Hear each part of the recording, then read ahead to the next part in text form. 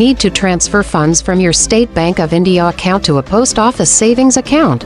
Here's a simple guide on how to do it in 2025. First, ensure you have the recipient's complete details. You will need their full name as per the post office records, their account number, and the Indian Financial System Code, or IFSC, of their post office branch. The easiest method is to use SBI's online net banking. Log into your account and navigate to the Funds Transfer section. Select the option for an NEFT or IMPS transfer. You will be prompted to add the post office account as a beneficiary. Enter all the details carefully: the account number, IFSC code, and account holder's name. This verification may take a few hours. Once the beneficiary is confirmed, you can initiate the transfer. Enter the amount, review the details, and authorize the transaction using your password and OTP.